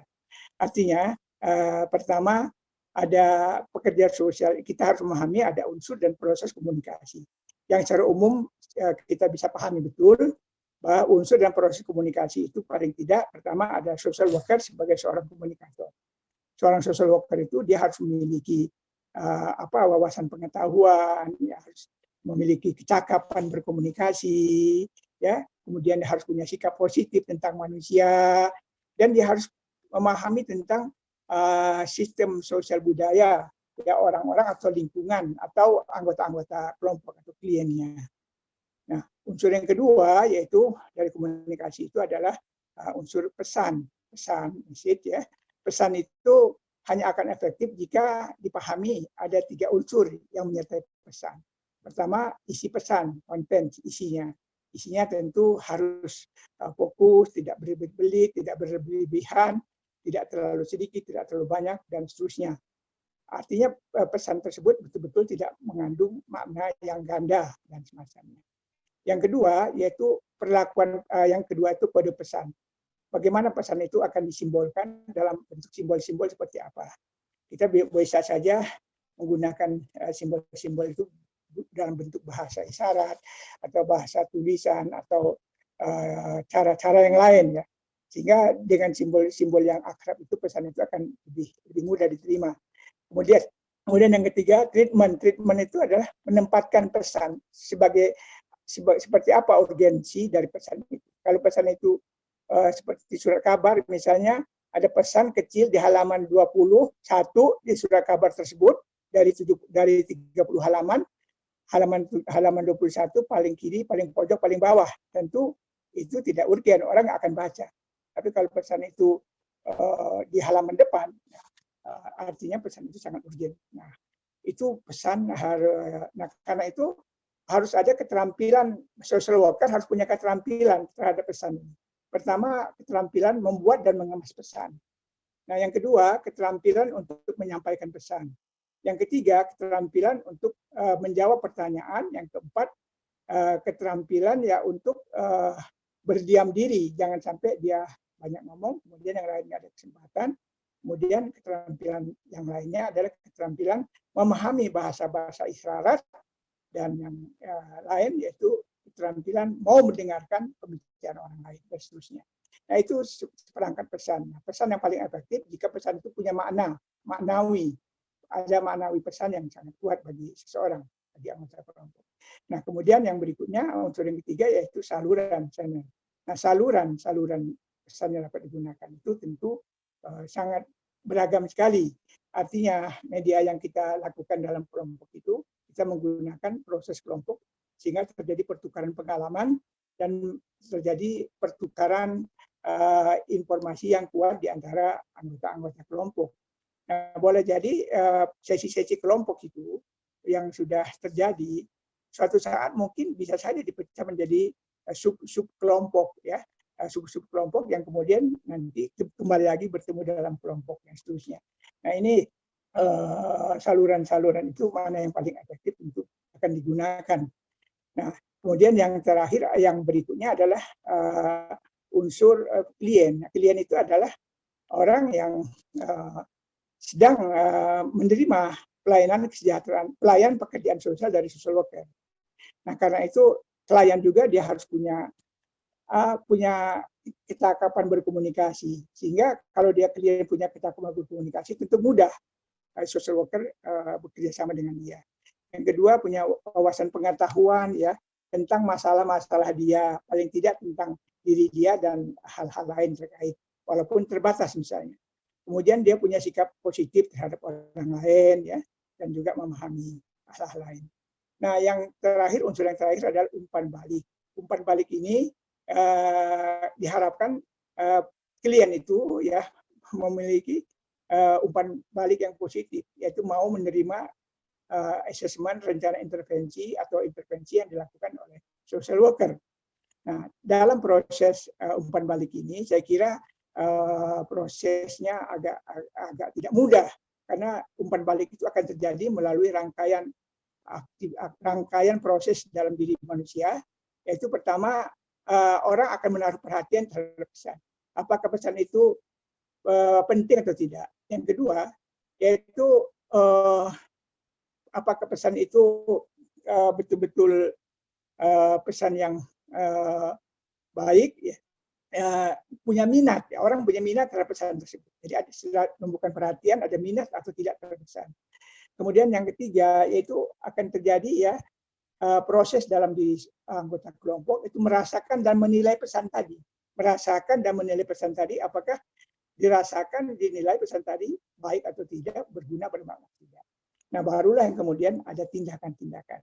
Nah, jadi dari hemat saya, umpan balik ini proses yang cukup rumit juga untuk menduga keberhasilan yang mungkin dapat dicapai. Itu tambahan saya, Bang Yuda. Saya tambahan saja, mungkin Bang Catur, Bang Yuda bisa melanjutkan dengan diskusi. Terima kasih, Bang Yuda. Baik, Pak Prof. Jusman, saya ucapkan terima kasih. Kalau tidak ada penanya lagi, atau masih ada, silakan. Satu kesempatan lagi kalau mau menyampaikan pertanyaan. Sebetulnya di dalam daftar hadir itu disampaikan juga saran, masukan, dan lain sebagainya. Nanti akan kita coba akomodir perbaikan-perbaikan atau masukan-masukannya untuk perbaikan yang akan datang. Untuk kali ini sekali lagi saya ucapkan mohon maaf ketika tadi ada beberapa gangguan. Silakan, ada yang boleh? Saya jadi menambahkan tadi. Silakan. Mas Agus, saya menambahkan mungkin tadi ada pertanyaan dari beberapa peserta tadi terkait dengan yang digunakan meso atau mikro gitu. Kalau kita, halo, suara saya dengar ya, Mas Agus ya? Jelas. Ya, jelas. Ya. Jadi ada pertanyaan kalau di lapas itu menggunakan praktek meso atau mikro gitu. Tentu kalau kita mengacu pada teori Gile dan Du Bois, kalau meso itu dikatakan kelompok penyembuhan, kelompok terapi, sedangkan mikro itu dikatakan individu, konseling individu dan keluarga. Tentu ini prakteknya di lapangan menggunakan dua-duanya, baik meso maupun mikro. Jadi kita konseling individu dan kemudian keluarga juga dilibatkan dalam proses penyembuhan atau terapi narapidana ini. Karena kalau misalnya di dalam itu sudah individu sudah baik, kita bina baik-baik, kemudian kita kembali dalam proses resosialisasi ke masyarakat nggak keluarga nggak mendukung, nah dia akan residif gitu. Nggak ada supporting dalam keluarga gitu. bagaimana mencari pekerjaan, bagaimana mendapatkan pelayanan lanjutan dan sebagainya. Ini peran keluarga dalam praktek mikro itu sangat penting di dalam mensupport perubahan perilaku narapidana supaya nggak residif. Gitu. Nah, praktek makro itu digunakan dalam praktek-praktek proses penyembuhan di sini dalam menggunakan metode kelompok itu sangat juga digunakan di situ gitu. Ketika misalnya ingin menguji nih, bagaimana dia nggak pernah bergaul misalnya atau sulit bergaul, kita uji dia dengan metode kelompok gitu. Bagaimana dia bisa berrelasi, berkomunikasi dengan yang lain gitu. Sehingga dua-duanya ini bisa kita terapkan praktek meso maupun praktek mikro. Gitu. Kalau pengertian dari teori dari Dupuis dan Milley gitu. Itu Mas Agus dari tambahan dari saya. Ya, mungkin ini contoh pengalaman tadi di Bapas itu ada foto-foto terakhir di Bapas. Mungkin bisa ceritakan dikit, Mas? Iya betul. Jadi sempat keputus ya Pak Prof ya. Iya. Jadi itu yang saya alami kami menggunakan metode kelompok dalam proses itu adalah contoh sosialisasi Prof. Jadi kami kan seringkali ini para ex narapidana atau dalam masa pembebasan bersyarat mereka mengalami stigmatisasi gitu. Sulit dalam berintegrasi dengan masyarakat. Ada labeling, masih ada diskriminasi di situ. Sehingga kami ingin mengungkap ada beberapa narapidana yang cukup berhasil mengatasi kejadian seperti itu. Nah, kami adakan dalam forum diskusi kelompok gitu. Kita panggil mereka dan memang rata-rata orang dewasa di situ. Dan alhamdulillah dari proses itu banyak di antara itu proses belajar menguatkan antara satu dan yang lain. Jadi pengalaman anggota yang satu tuh ternyata bisa bermanfaat bagi pengalaman anggota yang lain yang nggak bisa mengatasi bagaimana sih mengatasi discrimination, labeling dan sebagainya. Nah itu cukup berhasil di situ. Nah kemudian narkotika juga begitu. Ketika kasus narkotik kita memerlukan proses terapi di situ cukup berhasil ketika kami juga terlibat di dalam grup konseling di situ. Ya jadi banyak hal-hal manfaatkan dari setiap anggota, dari pengalamannya gitu. Saya saat ini sempat keputus mungkin ketika misalnya bagaimana sih cara saya tidak relapse gitu. Padahal dia sering relapse ketika dia masih di luar tuh masih relapse. Nah, ada dua anggota kelompok yang beda kelompok ini. Ada dua kelompok subkelompok nih. Kemudian mereka sama-sama memberikan pengalamannya nih tipsnya gitu. Nah, tipsnya dia kalau misalnya ketika kita pergi ke keluarga atau sudah berada keluarga, dekatlah dengan anak-anak, dengan istri, kemudian di situ ada dua yang sama disampaikan ketika anak-anaknya dekat, klien ini dekat dengan anak-anaknya. Nah, ternyata anaknya pernah mengatakan jangan yang sama, beda kelompok nih, sama-sama ketergantungan narkotika. Dia mengatakan, saya tuh baru merasakan nih bapak yang sebenarnya. Nah, dari situ tuh ada titik poin di situ. Oh iya, ternyata selama ini setelah dia tuh masih addiction, dia tuh lupa dengan anaknya, dia lupa dengan istrinya. Gitu. Ternyata ketika dia dekat dengan keluarga, anaknya sering bicara, komunikasi. Nah, ada muncul pernyataan anak yang menjadi pegangan dia bahwa dia nggak mau lagi dengan narkoba. Nah, ini disampaikan ke orang yang lain sehingga apa? Nah, ternyata komunikasi penting, positif dengan keluarga, anak, anggota keluarga yang untuk bisa kita menjauhi dari penyalahgunaan narkotika ini. Nah, ada praktek-praktek metode kelompok ini sangat berguna, manfaat bagi proses penyembuhan gitu. Nah, dari berbagai macam problem yang dialami oleh para narapidana ini. Dan ini di negara modern, Prof, ini banyak dikembangkan model-model ini gitu. Dan di Indonesia terus terang belum, ya. Jadi belum banyak dikembangkan. Nah, dan kemarin juga ini bisa digunakan juga kok misalnya di panti-panti rehabilitasi dan sebagainya. Dan mungkin teman-teman juga para praktisi juga bisa mencoba untuk menggunakan. Bahkan bagaimana menanggulangi agresivitas gitu, orang yang suka marah gitu. Anger management itu salah bentuk juga pakai grup terapi juga bisa gitu. Nah, pengalaman saya cukup menarik. Segala sesuatu yang diselesaikan dengan grup itu akan mudah, Prof. Yusman, dan lebih efisien gitu. Lebih efisien kita laksanakan dibanding dengan individual counseling gitu. Karena waktunya cukup lama, tapi dengan grup counseling sasarannya bisa begitu banyak gitu. Kalau kita gunakan itu ternyata. Ya, Kita Pak Catur, kalau untuk penanganan narapidana ini, apakah bisa dilakukan secara terstruktur menggunakan metode sosial group work-nya? sangat bisa gitu. Bisa ya? Bahkan bisa. Hambatannya apa tuh? Apa? Terkait dengan hambatannya kalau memang ada.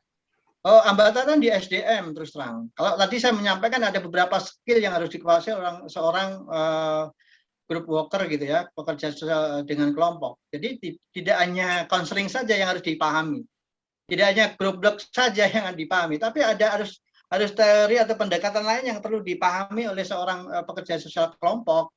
Kayak misalnya cognitive behavior therapy lah, pemahaman seperti itu harus diajarkan gitu loh. Kayak misalnya pembelajaran orang dewasa, nah ini harus dipelajari juga, dan kita hanya dibekali konseling saja gitu. Ya. Tapi nggak dibekali keterampilan lain yang mendukung ya dalam proses terapi penyembuhan tadi. Jadi kayak misalnya bagaimana konseling, bagaimana teori pembelajaran orang dewasa, cognitive behavior therapy, bagaimana kompetensi-kompetensi itu yang harusnya diberikan tambahan kepada group worker supaya dia benar-benar total menguasai, dia hanya konseling tok gitu. Ya. Dia tahu konseling tok seolah-olah dia sudah mampu gitu bisa membantu menyembuhkannya, nggak bisa. Ya problemnya di situ, kompetensi SDM di situ. Ya, SDM. Baik. Ya, Kang Agus, mungkin ada Pak Siahaan, Bang Uhum mau ngomong. Bang Uhum, Silakan, ya, Bang Uhum. Pak Uhum, mangga. Mohon izin mau memberikan komentar ini. Pertama keduanya ke Mas Catur dan Mas Yuda. Mungkin ada pertimbangan, persyaratan, kriteria bahwa metode group work ini lebih tepat digunakan gitu. Dalam kasus-kasus yang bagaimana, dengan tujuan bagaimana. Karena kelihatannya di Indonesia sangat jarang sekali digunakan group work. Nah, kalau ada panduan dari kawan-kawan, dari Mas Yuda atau Mas Catur, orang akan bisa mengatakan, oh kita gunakan group work, jangan gunakan casework dan lainnya. Nah, itu saja yang ingin saya sampaikan. Terima kasih. Ya. Silakan Mas Catur. Baik, terima kasih Pak Rondang. Ini luar biasa beliau nih, dosen kami juga. Jadi menurut iman saya, jadi begini Bapak, izinkan kami. Kalau sepertinya tadi misalnya, kalau kita melihat ada beberapa pertimbangan ketika kita ingin menggunakan group work sebagai sebuah metode. Tentu kayak misalnya kita melihat asesmen. Makanya asesmen itu penting di awal. Kira-kira klien kita ini bisa nggak diajak kita untuk menggunakan group counseling? Kalau tidak, kayak misalnya introvert nih.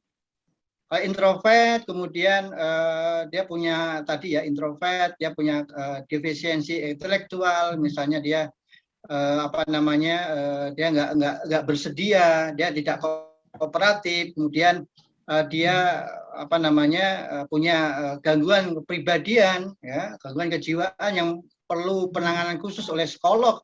Tentu nggak bisa kita adakan namanya group work gitu, kelompok. Jadi mereka tentu yang secara kognitif masih normal, artinya masih bisa diajak komunikasi. Tentu itu bukan ranah kita kalau itu dia punya gangguan kejiwaan dan sebagainya. Itu bisa kita lakukan melakukan group work atau kelompok.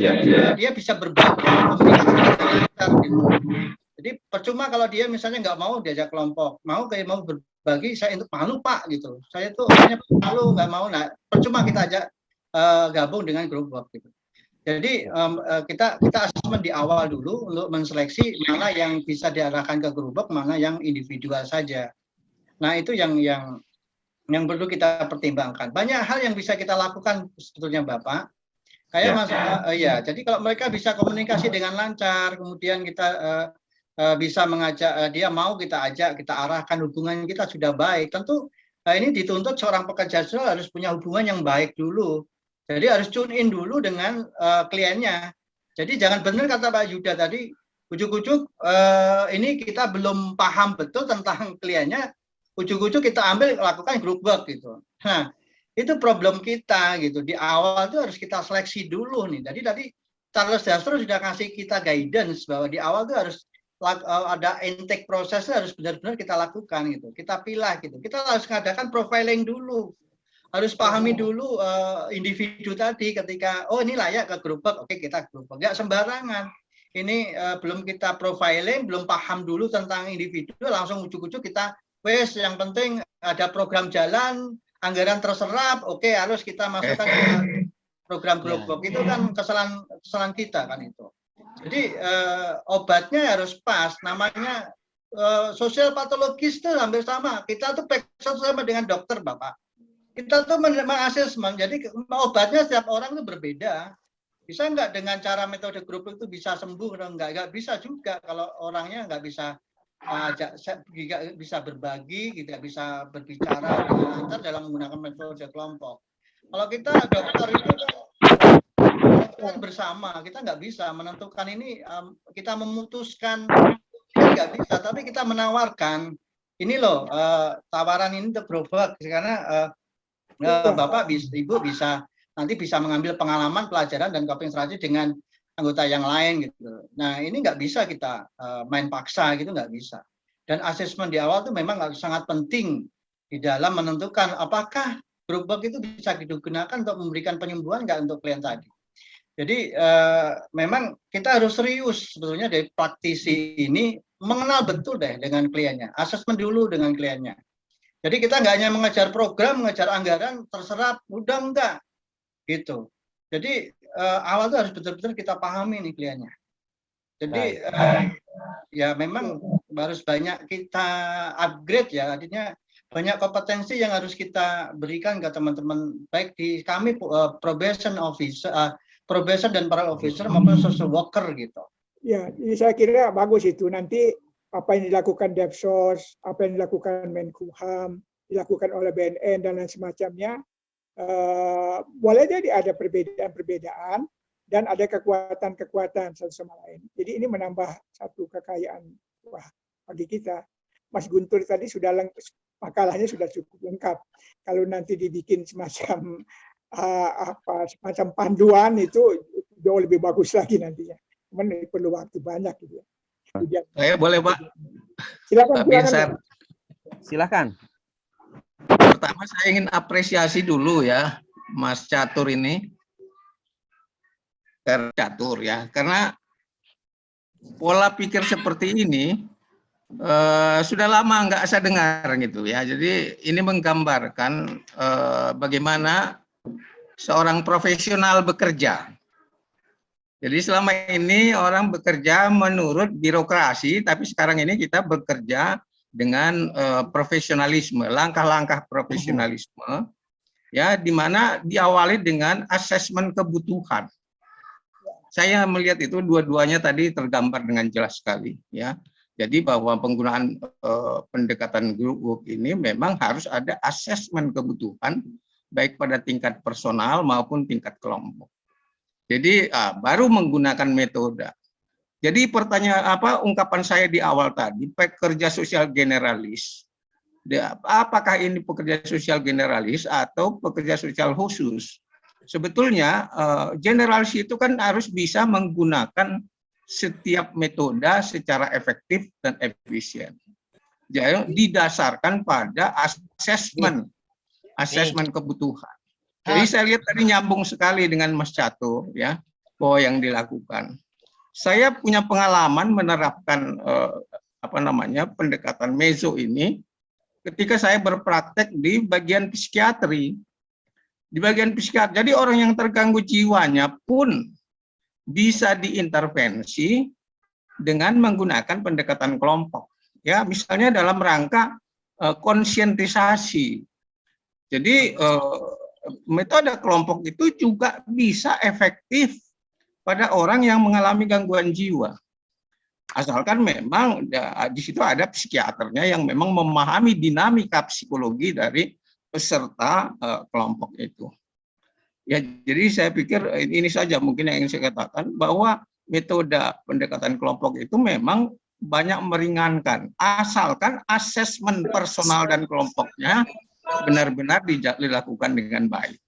Mungkin itu saja, Pak. Terima kasih. Terima kasih, Bang Misar. Itu Teh Ismi masuk. Terima kasih, Bang Misar. Teh Ismi mau masuk nih. Iya, terima kasih, Prof. Saya rasa memang kalau di UPT ya, di panti-pantinya Dinas Sosial Provinsi Jawa Timur ini dan panti pada umumnya, ini untuk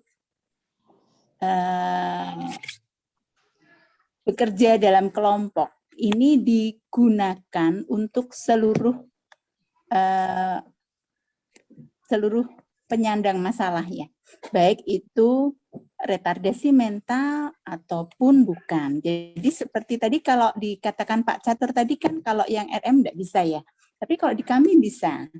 Jadi justru itu adalah sebuah alat untuk membuat mereka bisa menyadari bahwa di lingkungan mereka ini masih banyak yang memiliki kelebihan untuk dipelajari dan memiliki kekurangan sehingga dia bisa berperan untuk membuat teman-temannya ini menjadi lebih baik kondisinya, seperti itu, Prof. Jadi tidak ada masalah pekerja sosial melaksanakan semuanya, ya. Artinya pekerja sosial membuat social group work ini menjadi alat utama untuk membuat seorang klien ini bisa menampilkan perannya, begitu. Jadi sangat variatif sekali. Tidak perlu psikolog mungkin ya, kalau kita sudah dibekali dengan ilmu psikologi di SPKS sangat cukup kita belajar untuk itu. Nah, kalau memang kita perlu tambahan ilmu psikologi, saya rasa untuk menangani masalah-masalah yang lebih klinis. Begitu, Prof. Terima kasih, Profesor. Mungkin Kang Agus beri kesempatan sama Mas Yuda sama Kang Catur lagi. Baik. Saya sedikit kalau nggak salah itu Dr. Rudi Darwis ya, dari Saprudin lupa saya. Ya, Pak Rudi dari LSP, Pak, dari LSP Kementerian dan Rudi. Unpad. Dosen Ya. Unpad. Ya. Ini udah lama nggak jumpa ini Kang Rudi nih. Pertama adalah saya kira coba dilaksanakan di kampus, sudah ada pedoman. Timnya Ibu Marta juga sudah sempat ke Unpad, cuman diseriusi satu, diajarkan kemudian dipraktekkan di panti, yang grup work tadi adalah di supervisi. Hanya itu yang saya sarankan. Contoh-contoh case study, kebetulan di buku itu ada contoh case study individu, mikro, meso, makro. Ada contoh-contohnya, ada tersedia. Itu yang satu, pertama. Jadi sekali lagi harus dimulai dan disupervisi. Yang kedua, di Jakarta Timur, lupa saya ada panti itu, mereka lulusan SMA, tapi sudah bekerja, lulus dari Widuri. Karena itu panti swasta, mereka lebih pede, tidak terlalu banyak atasan. Tetapi yang di panti negeri, karena banyak senior, tidak diberi kesempatan mereka berimprovisasi kalau di panti negeri. Karena apa? Terikat dengan birokrasi, apalagi kesarjanaan, dan lain-lain. Nah, sementara peluang untuk penerapannya ini di panti swasta lebih besar, dan mereka ternyata ketika saya mengajar, mereka ternyata sudah lebih tahu duluan ini. Saya tadinya GR, lebih tahu saya group work, ternyata mereka sudah tahu, karena mereka swasta. Padahal pendidikan mereka hanya SMA plus kuliah 1-2 tahun. Jadi peluangnya seperti itu. Andai kata kesempatan berikut Kang Fajar, orang-orang itu disuruh berbicara langsung bagaimana case study-nya, bagaimana ABC, akan jauh luar biasa. Didorong betapa mereka tidak S2 dan lain-lain. Jauh lebih bagus karena mereka sudah banyak makan asam garam. Itu ringan. Terima kasih Kang Fajar. Ya, terima kasih. Terima kasih. Terima kasih Pak Yuda. Baik, sebetulnya Ini waktu yang disediakan sampai jam 15.30. Sekarang sudah menunjukkan jam 15.45. Tapi karena tadi banyak terpotong-potong, ya kita bisa menambah waktu yang ada. Silakan Pak Catur. Apa sedang buang air kecil? Nah, ada. Silakan Pak. Saya dengar ya tadi Mas. Nanti saya. Ya. Ya silakan. Ya baik, ya baik. Saya hanya menambahkan aja tadi, hanya mengklarifikasi terkait dengan konteks, makanya perlunya asesmen dan konteks kelompok yang kita gunakan gitu. Tadi pekerja sosial selama dia memahami ilmunya, teorinya, boleh dia melakukan, jangan sampai dipaksakan gitu. Jadi kalau ada teori-teori tambahan konseling kelompok itu, yang tadi konteksnya yang saya sampaikan adalah konteks dalam hal penanggulangan narkotika itu. Para narapidana ini pengguna atau penyalahguna gitu. Jadi ada beberapa hal teori yang perlu disupport, dipahami seorang pekerja sosial manakala dia melakukan metode kelompok sebagai metode penyembuhan, terutama masalah narkotik gitu. Nah, kemudian tadi sudah sampaikan bahwa teori-teori apa saja yang perlu kita pahami sebagai social worker ketika mau menggunakan metode kelompok untuk penanggulangan penyalahgunaan narkotik, di antaranya cognitive behavior theory, terapi itu tadi. Nah, itu harus kita pahami bersama, kemudian pembelajaran orang dewasa, kemudian kelompok saling bantu atau kelompok mandiri, self help group, kemudian yang satu lagi tadi ada teori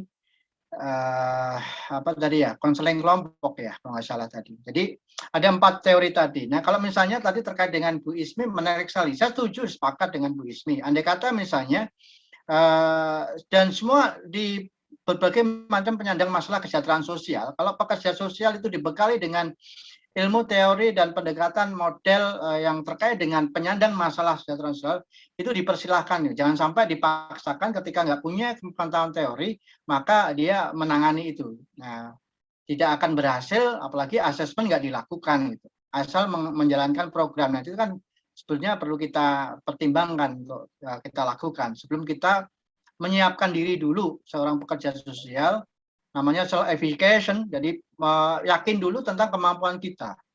Jadi kalau konteks tadi memang terkait dengan narkotika itu banyak, bersinggungan banyak dengan terkait dengan permasalahan psikologis gitu.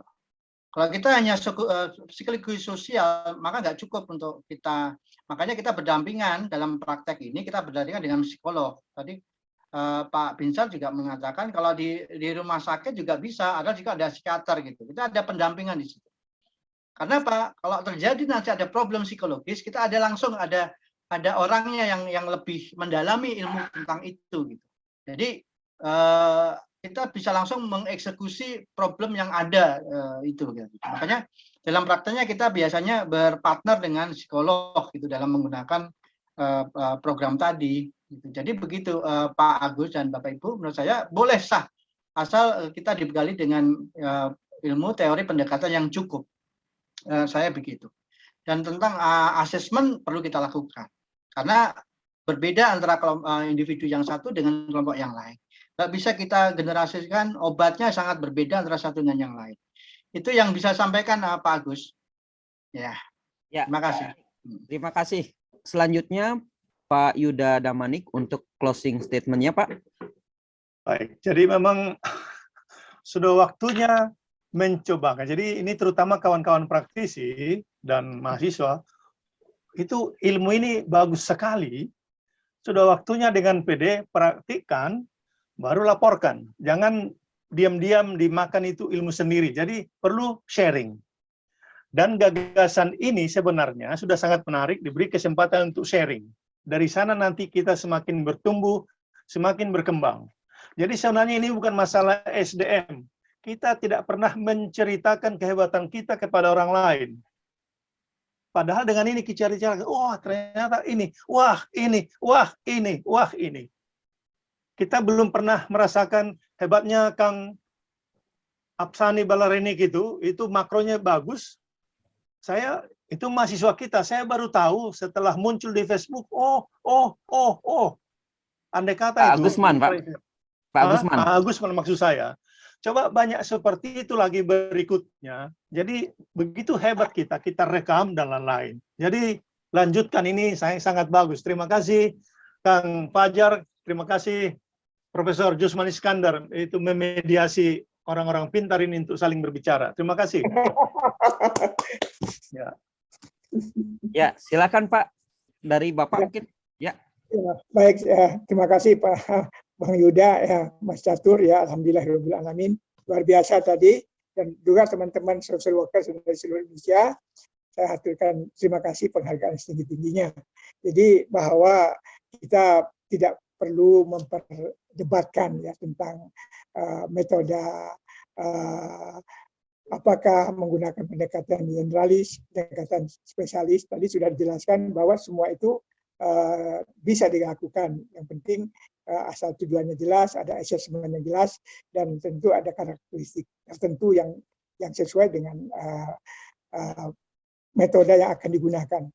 Nah, saya kira langkah yang paling penting sebetulnya yaitu dalam intervensi itu, ya, pertama melalui kelompok ini, ya, terbangunnya satu motivasi, ya, motivasi dari orang, ya, karena dia mungkin mendengar cerita orang lain dan semacamnya, maka akan terbangun motivasi dari belajar dari pengalaman orang lain.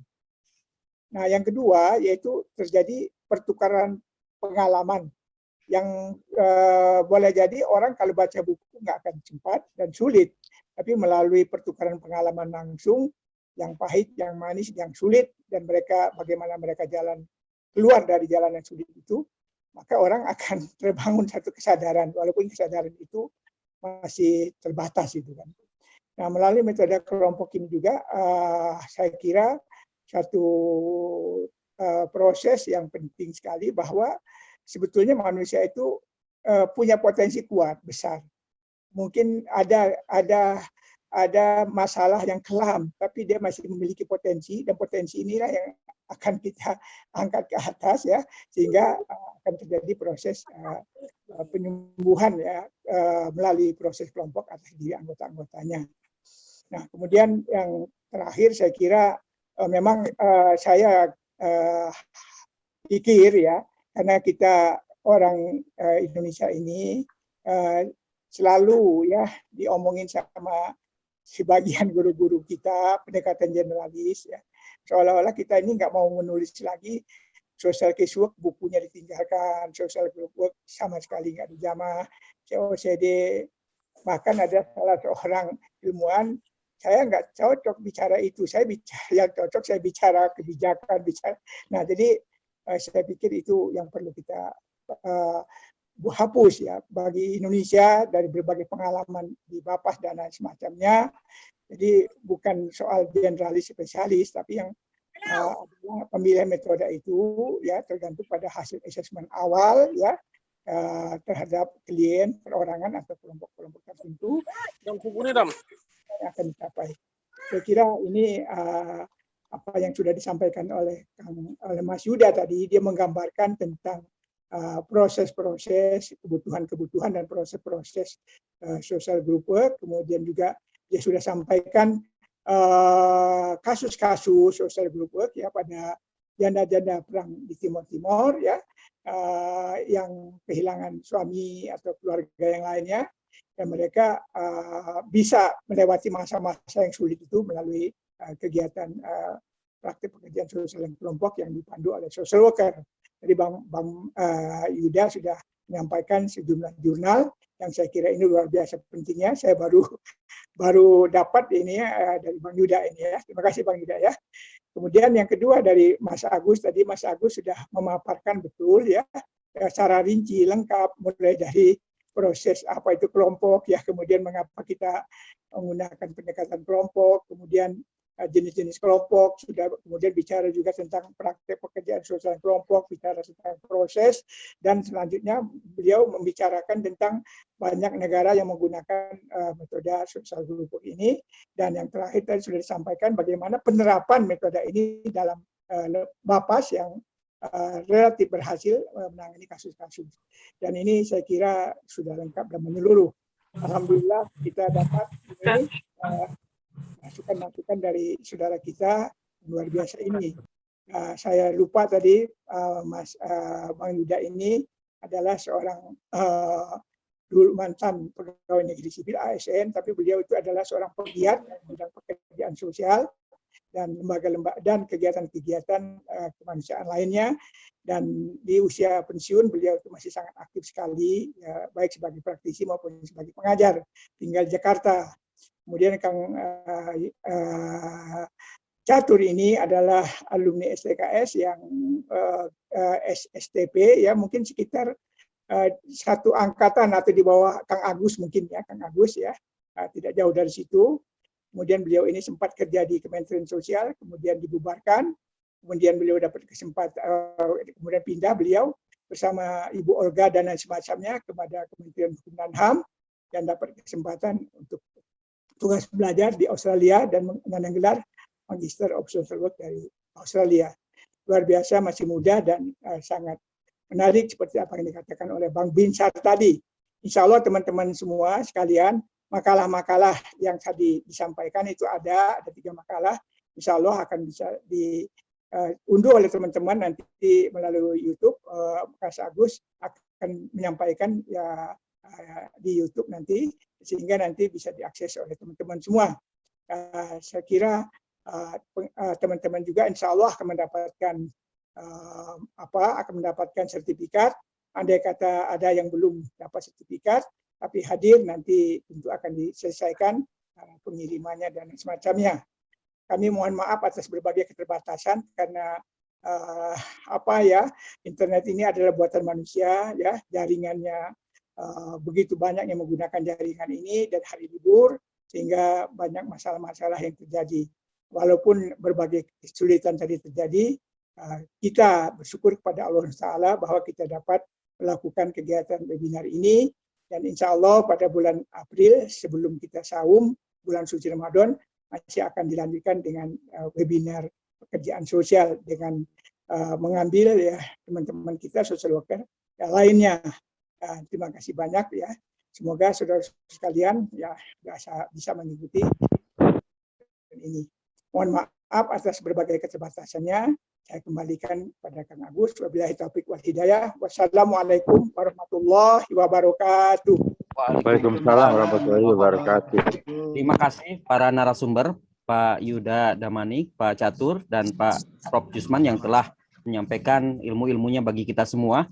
Dan juga tadi ada tambahan-tambahan dari Pak Uhum, Pak Binsar, Pak Rudi, dan teman-teman Bapak Ibu semua. Saya ucapkan terima kasih. Mohon maaf atas segala kekurangan. Untuk rekaman acara ini bisa dilihat di YouTube di link Yayasan Pekerja Sosial Indonesia atau YAPSI.